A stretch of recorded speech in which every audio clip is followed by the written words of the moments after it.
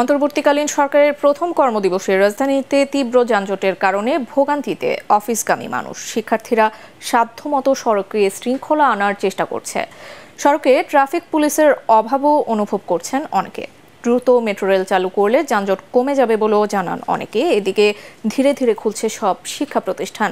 ব্যাংকগুলোতেও ছিল গ্রাহকদের ভিড়। আরও জানাচ্ছেন মাজহারুল হক মুহাজির। 100% কপার কন্ডেন্সারে তৈরি ভিশন ফ্রিজ, তাই গুণে মানে অটুট থাকে বছরের পর বছর। সকালের রোদ বৃষ্টির খেলায় রাজধানীবাসী প্রথম কর্মদিবসে পড়েন চরম ভোগান্তিতে। ভ্যাপসা গরমে যখন অতিষ্ঠ জনজীবন, তখন কর্মজীবী মানুষেরা ছুটছেন নতুন সরকারের প্রথম কর্মদিবসে চিরচেনা রূপে ফিরতে। এদিন ব্যস্ত নগরীর ট্রাফিক নিয়ন্ত্রণে হিমশিম দশা সাধারণ শিক্ষার্থীদের। তবে তাদের দাবি, পরিস্থিতি স্বাভাবিক হলেও তারা পার্ট টাইম জব হিসেবে করতে চান ট্রাফিকের কাজ।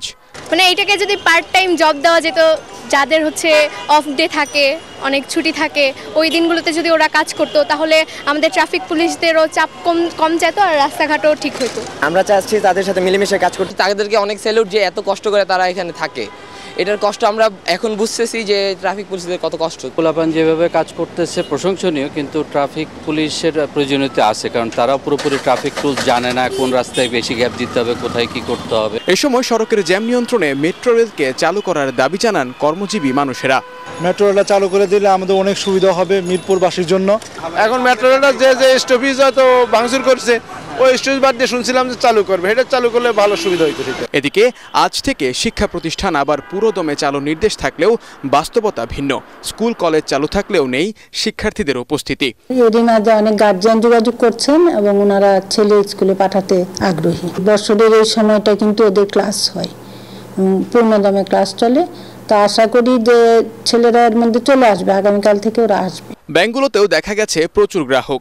টাকা তুলতে সকাল থেকে অপেক্ষা করছেন অনেকে। মাঝে কিছুটা সময় তো ব্যাংকিং কার্যক্রম বাধাগ্রস্ত ছিল বা বন্ধ ছিল, যার জন্য মানুষের নগদ টাকার চাহিদাটা আছে।